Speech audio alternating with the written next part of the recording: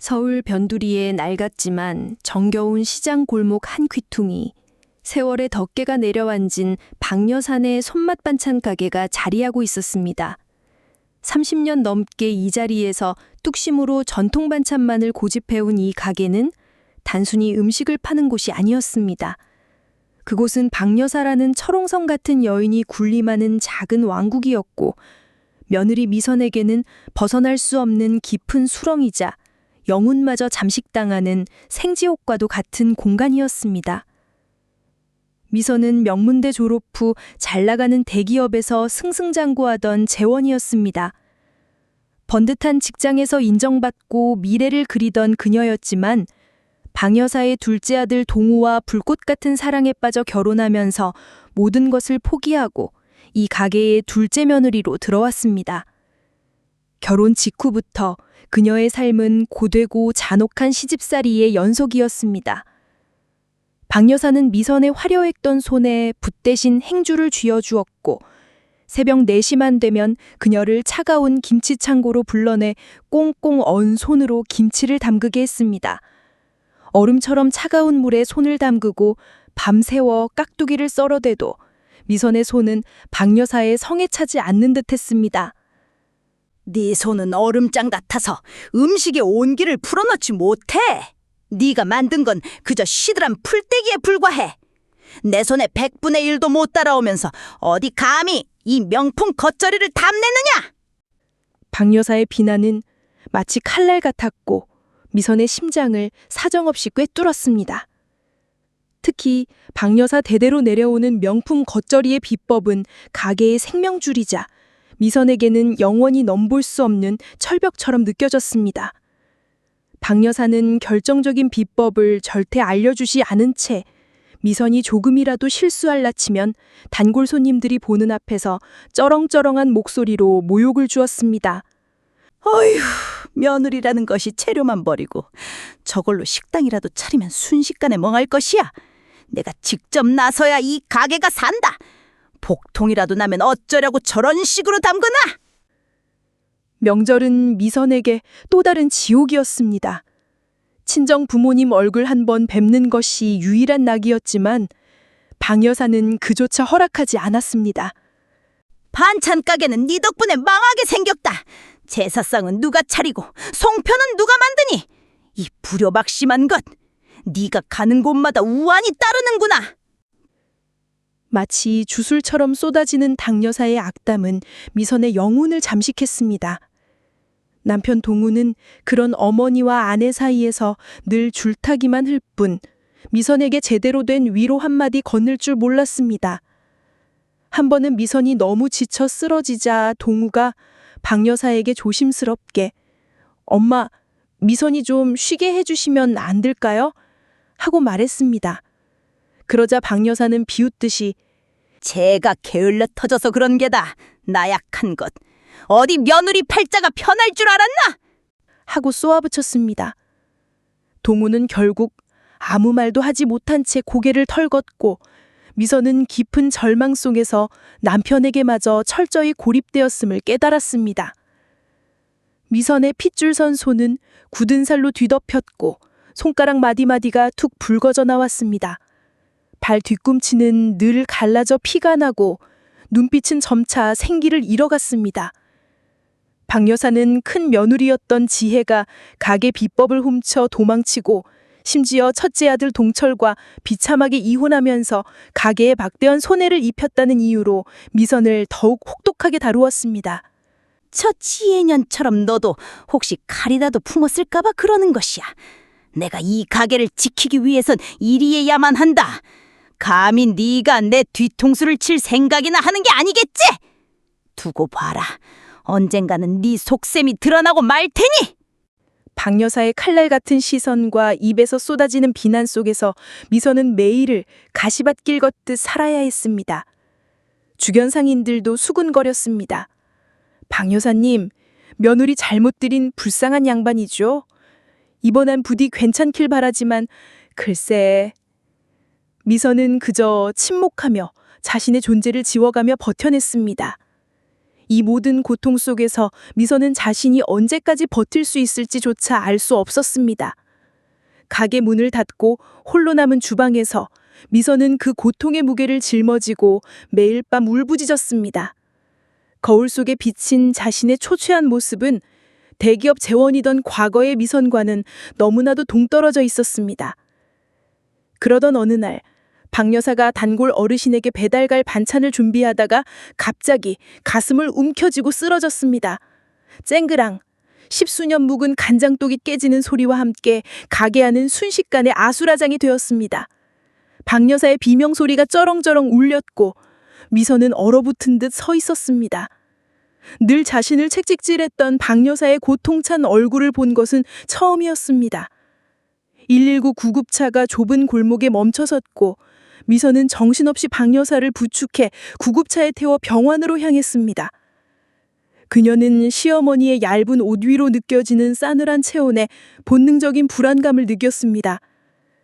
응급실, 차갑고 소독약 냄새가 가득한 곳에서 박 여사는 산소호흡기에 의존한 채 겨우 숨을 쉬었습니다. 의료진의 본주한 움직임 속에서 미선은 차가운 시어머니의 손을 잡았습니다. 그 순간 박 여사가 희미하게 눈을 뜨더니 힘겹게 손가락으로 자신의 앞치마 주머니 안주머니를 가리키며 나지막히 속삭였습니다. 미선아, 앞치마, 작은 수초, 첫째 며느리, 그 치은년을 조심해라. 박 여사는 미선의 손을 꼭 잡았습니다. 그녀의 거칠어진 손끝에서 느껴지는 박 여사의 마지막 온기, 그리고 생애 처음이자 마지막으로 흐느끼듯 진심을 담아 말했습니다. 고맙다, 미선아. 미안하다. 박 여사의 그 한마디는 미선의 심장을 꿰뚫었습니다. 그동안의 서러움, 눈물, 모진 말들이 주마등처럼 스쳐 지나갔지만 그녀의 마지막 진심은 미선의 얼어붙은 가슴을 녹여버렸습니다. 미선은 박 여사의 손을 놓지 못한 채 한참을 흐느꼈습니다. 시어머니는 마지막 순간에야 비로소 인단의 얼굴을 보여주셨습니다. 그 서늘한 병실 속에서 미선은 평생 들을 수 없을 것 같던 고맙다는 단어에 알 수 없는 해방감과 함께 더 큰 슬픔이 밀려왔습니다. 세상이 그녀에게 던진 잔혹한 시련이 어쩌면 박 여사의 숨겨진 진심이었을지도 모르는 알 수 없는 감정만이 그녀의 가슴을 짓눌렀습니다. 장례식장. 반찬 가게의 단골 송문들과 시장 사람들의 조문 행렬이 이어지는 가운데 이질적인 기운을 풍기는 여인 하나가 나타났습니다. 검은 한복을 곱게 차려입었으나 위선적인 미소와 탐욕스러운 눈빛을 숨기지 못하는 그녀는 바로 박 여사의 첫째 며느리였던 지혜라는 여인이었습니다. 지혜는 몇 년 전 박 여사의 첫째 아들 동철과 아주 고약하게 이혼하면서 박 여사의 반찬 비법 일부를 훔쳐 다른 곳에 자신의 가게를 열었다가 망한 인물이었습니다.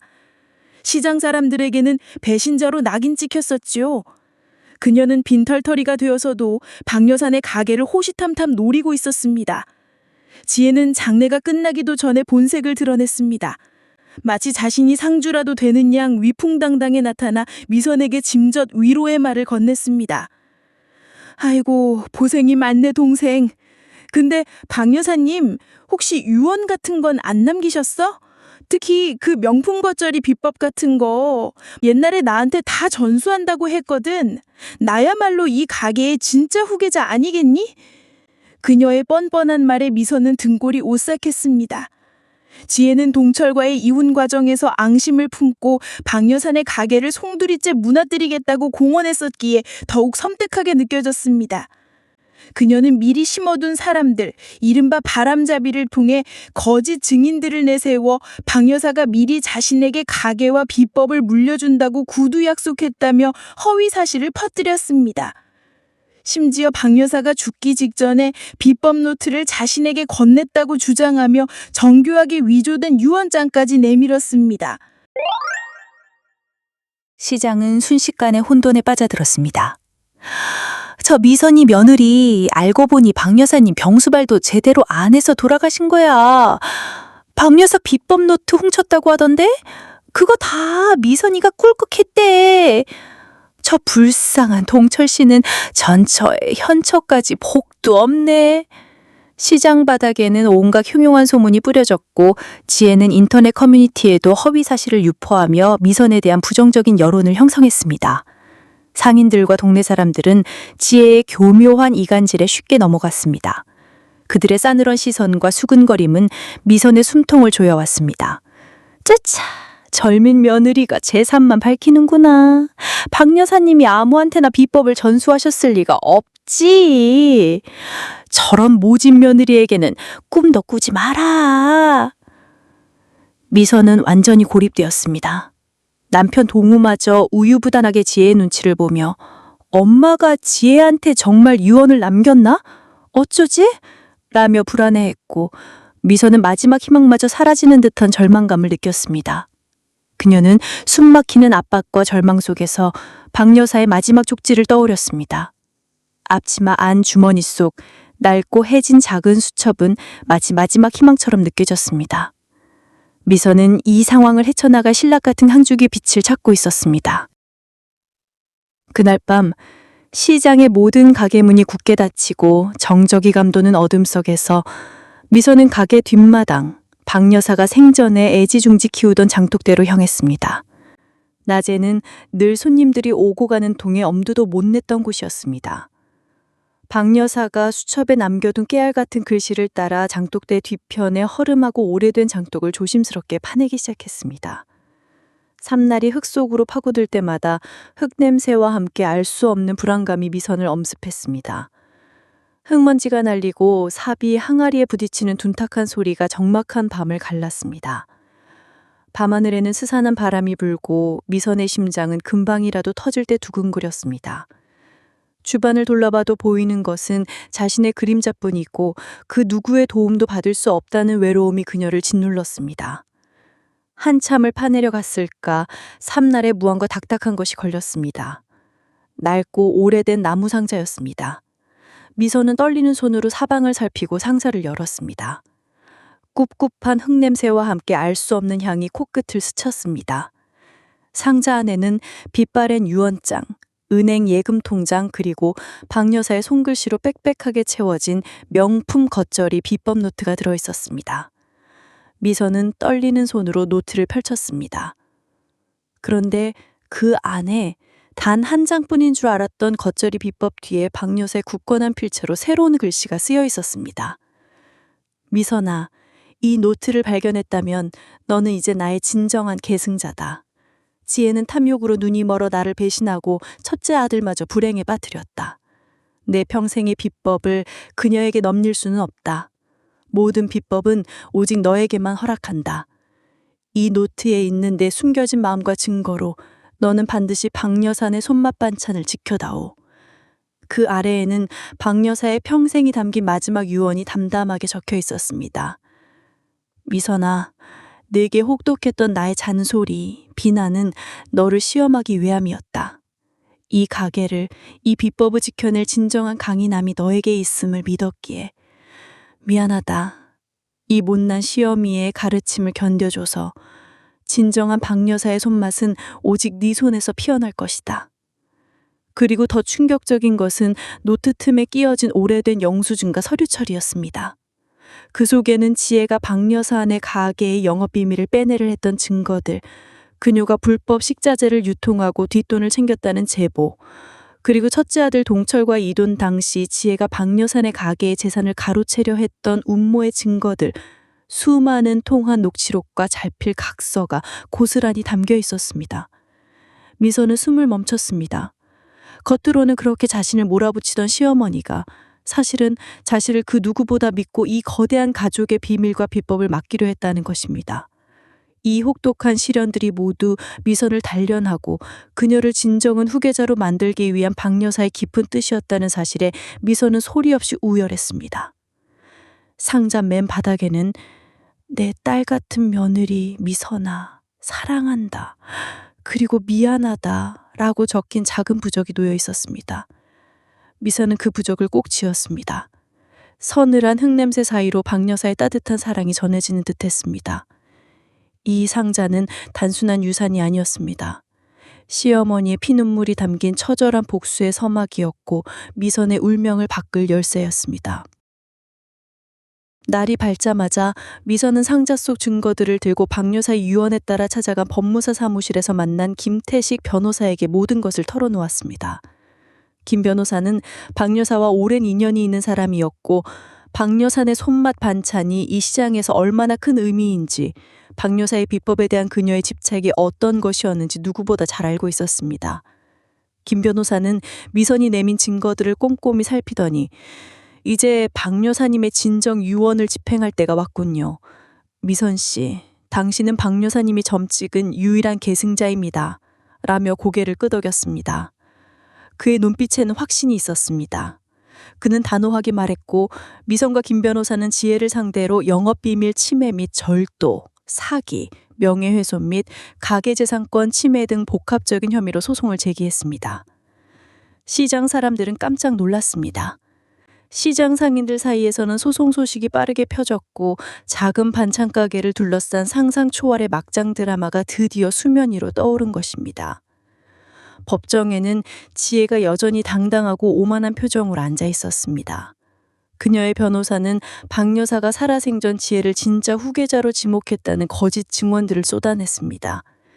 하지만 미선의 남편 동우는 아내의 진심과 어머니의 숨겨진 유언을 확인한 후 더 이상 우유부단하지 않았습니다.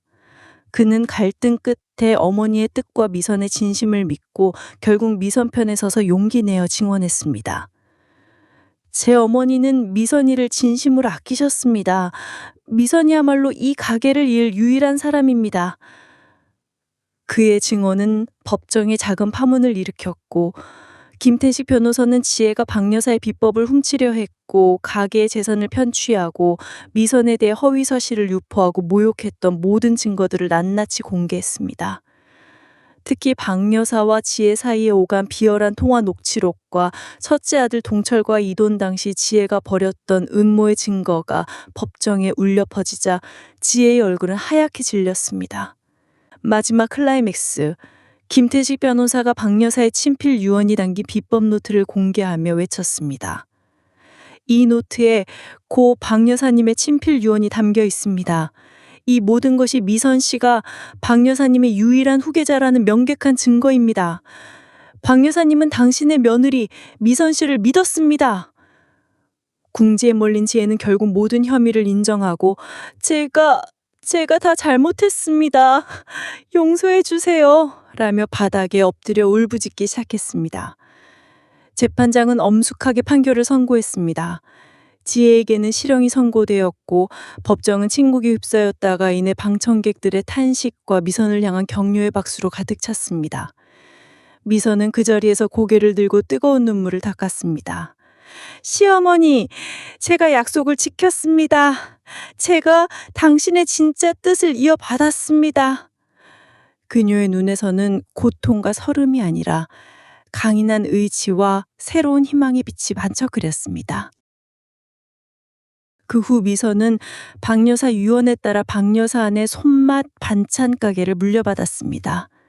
미선은 가게 간판을 박 여사의 앤드 미선 손맛 반찬으로 바꾸고 박 여사의 전통 비법에 자신만의 깔끔하고 정직한 손맛을 더해 새로운 반찬들을 선보였습니다.